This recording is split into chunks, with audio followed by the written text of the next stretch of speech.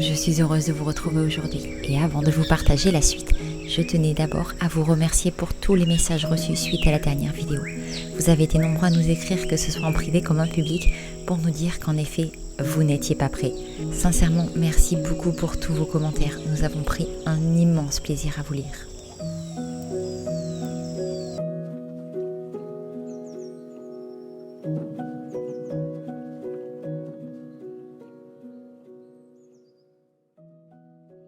Les histoires, elles se transmettent de génération en génération, d'une recette écrite sur un fragile bout de papier à une boîte en métal regorgeant de photos vieillies, de lettres écrites au siècle dernier par nos aïeux énamourés, aux anciennes vidéos enregistrées par nos parents et grands-parents après s'être luxé l'épaule à force d'avoir porté le caméscope. Les histoires sont partout, autant que nos souvenirs, dans nos têtes, nos albums, mais aujourd'hui, plus que jamais, dans nos ordinateurs et disques durs. Et nous ne faisons absolument pas exception à la règle. C'est pourquoi je suis d'autant plus heureuse de pouvoir vous parler aujourd'hui le Ugreen NAS DH2300 qui sponsorise cette vidéo. Un NAS, un Network Attached Storage, est un boîtier connecté au réseau, à notre réseau, qui centralise le stockage des fichiers pour plusieurs appareils. Il permet de sauvegarder, partager et accéder à ces données à distance de manière sécurisée. On accumule tous des milliers de photos, vidéos, documents, et un jour, tout disparaît à cause d'un disque dur qui lâche ou, comme cela nous est arrivé, un sac qui nous est volé avec de nombreux disques durs à l'intérieur. Honnêtement, ce jour-là, on a vraiment eu le sentiment d'avoir beaucoup perdu. Et le pire, c'est qu'on aurait pu éviter ça. La solution, justement, c'est un NAS. C'est une sorte de coffre-fort numérique accessible de partout, mais entièrement privé. Lorsque Ugreen nous avait proposé de tester leur NAS, le DH2300, nous nous sommes dit que ce serait une super idée pour enfin sauter le pas et nous avons très rapidement été conquis. Bon, on a reçu un NAS. Alors j'avais déjà entendu parler, on avait déjà entendu parler de ça, mais ça avait l'air bien compliqué. Et là, il y a Ugreen qui nous a envoyé leur NAS. Il paraît que c'est super simple à installer, ça va nous permettre de nous débarrasser de tous ces disques durs-là. Pour avoir ça, alors en théorie ça peut monter jusqu'à 60 Tera et là on a deux disques durs de 2 Tera chacun, donc on aura 4 Tera en tout cas dans ce qu'ils nous ont envoyé, mais on peut monter beaucoup plus haut. On a pu décharger nos ordinateurs, nos disques durs externes pleins à craquer, supprimer tous les doublons qui s'étaient accumulés au fil des années par peur de les perdre comme ça nous était déjà arrivé et qui nous prenaient des centaines de gigas pour rien. On a aussi pu vider nos téléphones toujours bien trop remplis tout en gardant l'accès à tout notre contenu via l'application de Ugreen. Peut-être suis-je la seule, mais j'ai tendance à stocker mes données un peu partout. Clé USB, disque externe, cloud payant. Sauf qu'au final, on est souvent prisonnier d'abonnements qu'on ne peut plus arrêter au risque de tout perdre ou alors on est très vite limité en place. Que ce soit un disque dur HS, un piratage, un abonnement trop cher, c'est très vite arrivé. Le NAS est au contraire une solution beaucoup plus facile et sécuritaire que tous les clouds en ligne. Ce petit boîtier élégant a littéralement changé notre façon de gérer nos fichiers. Le DH2300 est un stockage abordable et fiable pour les débutants. C'était d'ailleurs une des priorités pour nous. Et je crois que c'est clairement ce qui nous avait vraiment effrayés jusque-là. J'avais en tête que créer notre réseau de stockage devait inévitablement être complexe et contraignant. C'est des disques exprès pour NAS. L'avantage du NAS, c'est qu'on l'achète une seule fois. On achète le ou les disques de stockage de la capacité que l'on désire une seule fois en plus et c'est fini. À titre de comparaison, iCloud pour 12 Tera coûte 60 € par mois, soit 720 € par an, si tant est que les prix ne viennent pas encore à changer. Le calcul est donc vite fait. Bon, ça a l'air très simple, hein. Faut juste connecter ça. Mais je vais le brancher... Que ce soit au bout de 3, de 5 ou même de 10 ans, tant que mon stockage est suffisant, je n'ai absolument pas besoin de payer quoi que ce soit en supplément. Les disques sont à choisir à côté. On achète son NAS et ensuite on choisit les disques qui nous correspondent avec le stockage que l'on souhaite. Il fonctionne d'ailleurs avec un large éventail de disques sans restriction de marque. Et ça, je trouve que c'est vraiment un choix qu'a fait Ugreen que je trouve très appréciable. Que ce soit pour le travail, pour la vie quotidienne ou pour les souvenirs d'une vie de toute la famille, le Ugreen NAS DH2300 offre une alternative au coûteux cloud ou au disque dur externe en alliant le meilleur de chacun d'eux pour offrir une solution fiable, durable et sécurisé. Je vous mets un lien en description si jamais vous souhaitiez en savoir plus. N'hésitez pas à regarder par vous-même, il y a actuellement des offres intéressantes et disponibles avec le Black Friday pour ceux qui le souhaitent. Maintenant c'est parti, retour sur 10 années passées bien trop vite. La vidéo de dimanche dernier nous a replongé sur ce qu'a été notre vie ces 10 dernières années. Nous avons quitté la France à l'été 2015 et le temps semble avoir depuis défilé, comme si nous avions vécu plusieurs vies en seulement une décennie. Tout d'abord la vie au Canada. On a tellement aimé vivre dans ce qu'était le Québec de l'époque. Nos amis sur place et ceux partis nous disent que tout a bien changé et que nous ne nous y sentirions plus heureux. Et j'avoue ne pas avoir trop de mal à le croire. Mais il reste que 2015 et 2016 furent pour nous de merveilleuses années là-bas. Regardez-moi ça, cette vue! Regarde ça!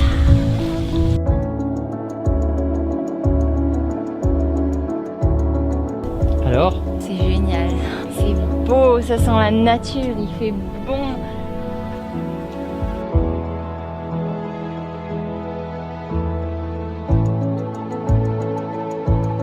Joyeux anniversaire, maman!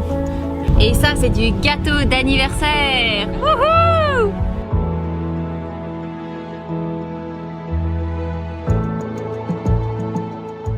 L'été y était chaud, l'automne resplendissant et l'hiver aussi blanc que le ciel y était bleu. Nous y avions nos meilleurs amis, Allô les compagnons, j'espère que vous allez bien. le parrain et la marraine d'Éléanor, et y avions fait de superbes rencontres.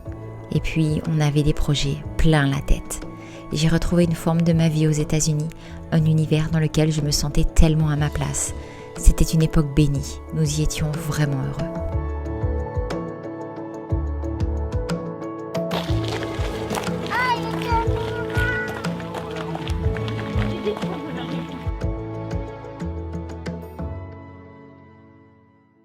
Et puis, les démarches pour l'immigration n'ayant de cesse de tomber à l'eau, nous avons pris une autre des plus grandes décisions de notre vie.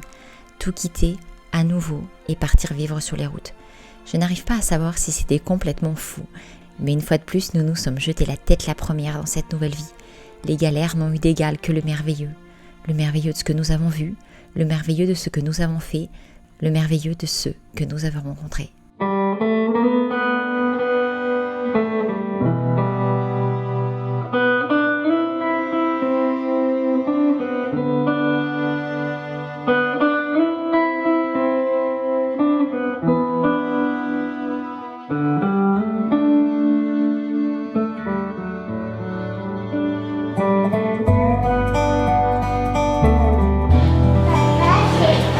Sébastien est en train de passer sous la tondeuse de Baron. Alors comme ça fait 20 ans qu'il se coupe les cheveux tout seul, je n'ai aucun doute sur le fait que la coupe de cheveux de Sébastien sera bien meilleure que la dernière fois quand c'est moi qui lui ai faite.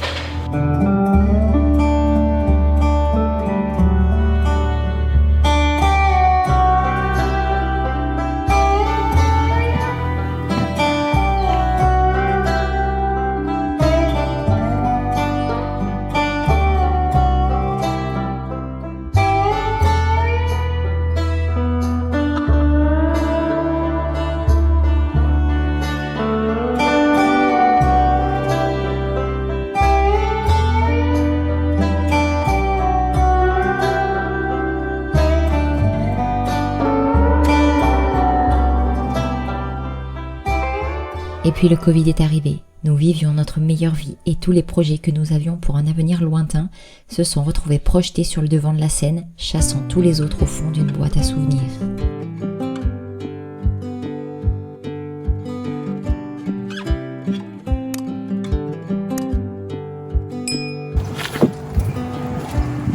J'essaye de voir à l'intérieur parce qu'ici en fait on avait un trou qu'on avait rebouché avec du duct tape.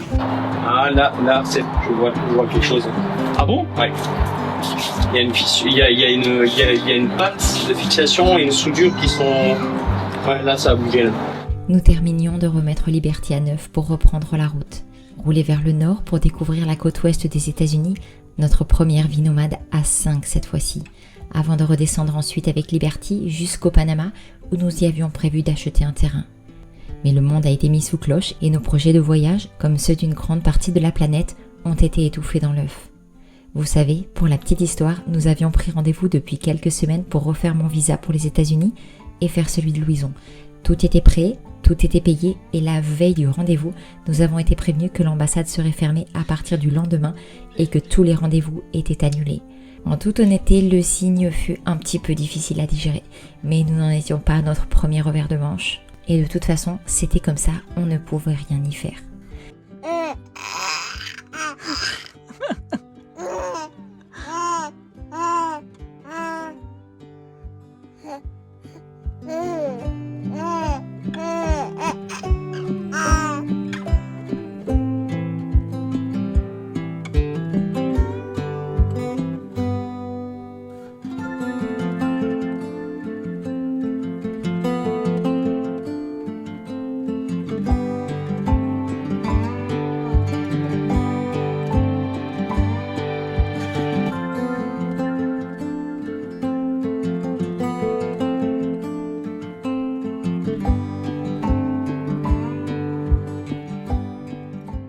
Nous avons donc atterri ici, en plein cœur du Yucatan, dans un ranch abandonné sur un terrain bien trop grand qui allait nous offrir autant de rêves que de cauchemars.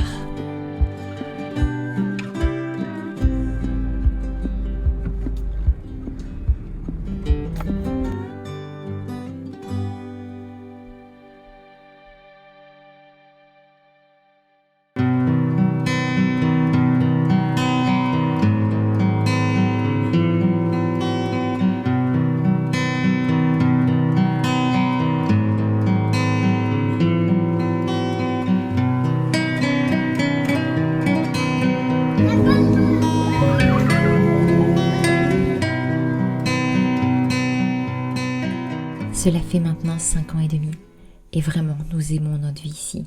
Pourtant, il y a toujours ce petit quelque chose, ce sentiment d'inachevé, ce souvenir de voyage et de nomadisme qui ne sont jamais bien loin, le bonheur d'être là où l'on souhaite et d'en changer autant qu'on le désire, le soulagement d'avoir moins grand, moins à gérer, moins à assumer. L'accomplissement de vivre plus doucement, la facilité qu'offre le fait que plus personne ne dépende de nous et d'à notre tour ne dépendre de presque plus personne si ce n'est des visas et des frontières. La vie sur les routes nous a épuisés. Pourtant, rares sont les moments où on n'y repense pas. Nombreuses auront été les occasions où nous avons failli sauter le pas et racheter un camping-car. D'ailleurs, la dernière remonte à pas plus tard qu'il y a quelques mois. Quand on est rentré. Direct, je l'ai vu, un Tiffin Allegro Phaeton, c'est encore la gamme au-dessus de ce qu'on avait eu quand on était venu en France. Ça, c'est les modèles diesel. Il y en a des signes qui nous montrent des gros camping-cars quand même. Ça, j'en rêve de revoir ça. Après, selon mes recherches, ils conseillent plus de prendre un essence qu'un diesel et de le convertir GPL ou éthanol. Mais est-ce une utopie ? Le monde a tant changé, les fonctionnements ont évolué, les règles se sont durcies. Ce n'est pas une lubie, nous avons toujours fonctionné ainsi. Nous sommes vivants et on aime vivre avec un grand V. Vivre de projets, d'accomplissements et de rêves. Montrer à nos enfants que tout est possible quand on s'en donne les moyens. Nous aimons notre vie au ranch. En 5 ans et demi, nous y avons créé un petit paradis, un oasis au milieu de la jungle, un havre de paix où il fait bon poser ses bagages, respirer et prendre le temps. Mais il y a aussi des jours où le coût de tout ça est lourd à porter pour nos épaules et où la volatilité de notre vie d'avant nous manque un peu. Cela pourrait passer pour de l'éternelle insatisfaction. J'y ai longuement réfléchi à de nombreuses reprises. Mais je crois que nous sommes juste conscients de la beauté et des contraintes de ces deux mondes qui sont malheureusement difficilement compatibles, que nous les aimons aussi et les avons aimés tellement fort que l'un comme l'autre nous manque quand nous nous en éloignons trop longtemps.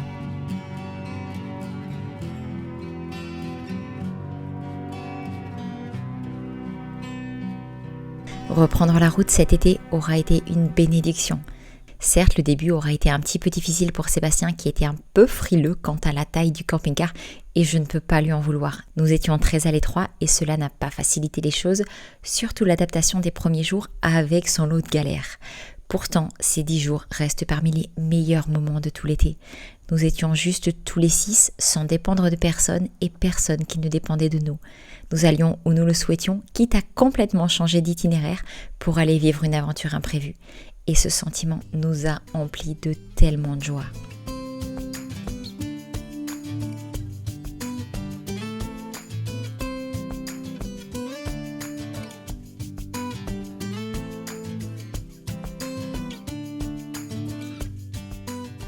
Oui, il y a vraiment des jours où l'on aimerait reprendre la route. Mais ce que l'on aimerait surtout, c'est pouvoir un jour allier le meilleur de ces deux mondes. Partir les 6 mois les plus chauds et écrasants pour sillonner les routes vers des climats plus rafraîchissants et profiter des 6 mois les plus doux pour continuer de vivre une part de notre vie de rêve au ranch.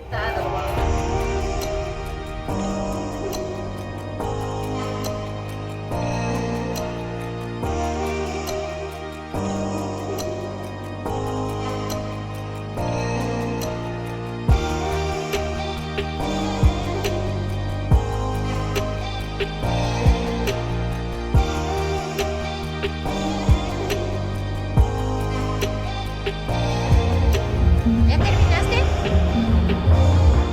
¿Sí? ¿Lo puedes tomar? O ponlo por acá. Gracias. Vamos a limpiarte.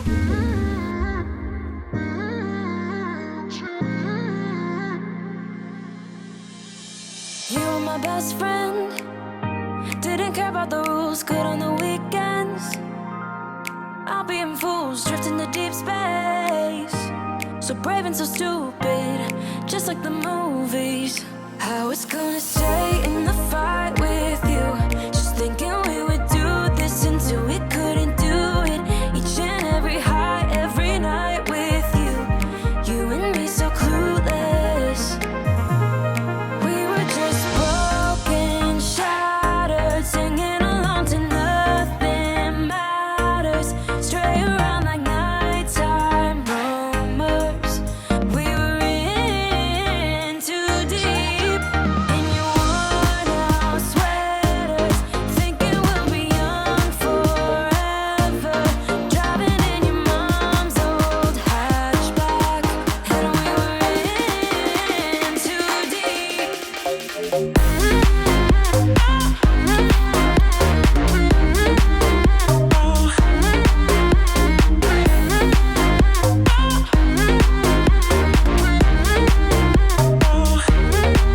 Cause I'm thinking we'll be young, be young, be young. Cause I'm thinking we'll be young forever. Cause I'm thinking we'll be young, be young, be young. Cause I'm thinking we'll be. Where did it begin? Where did it end? Hanging on loose strings, unable to bend. I never listened, trying to prove it, just like the movies. I was gonna stay in the fight with you, just thinking we would do this until we couldn't do it. Each and every high, every night with you. You and me so clueless. We were just broken, shattered, singing along to nothing matters. Stray around like nighttime rumors.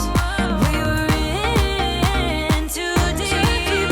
In your worn out sweaters, thinking we'll be young forever. Driving in your mom's old hatchback, and we were in too deep.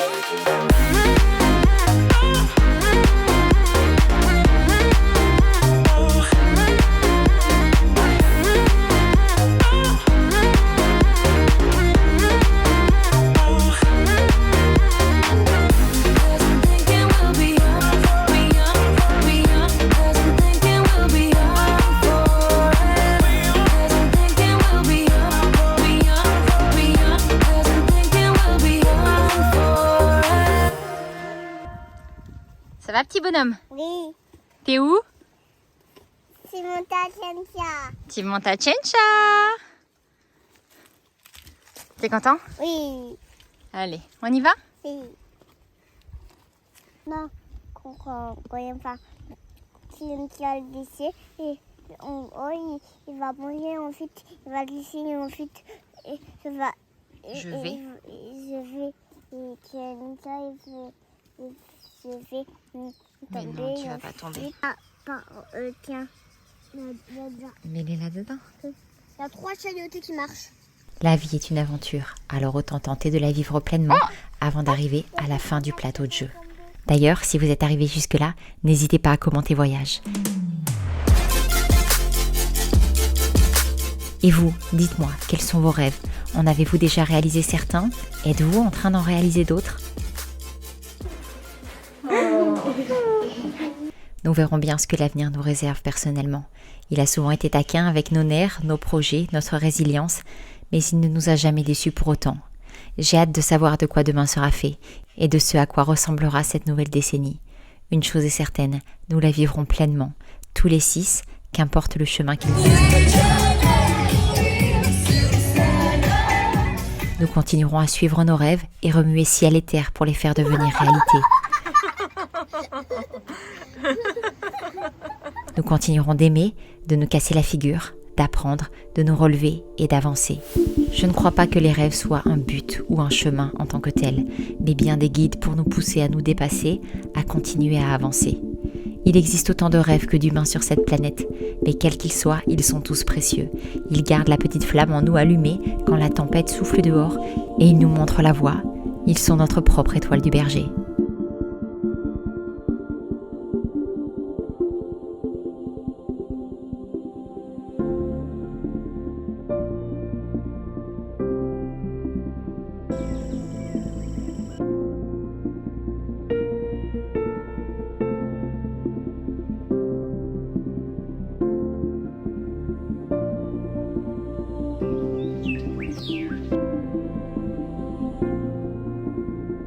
Tu chantes pour Fleurette, chérie? Oui. Ça, c'est gentil.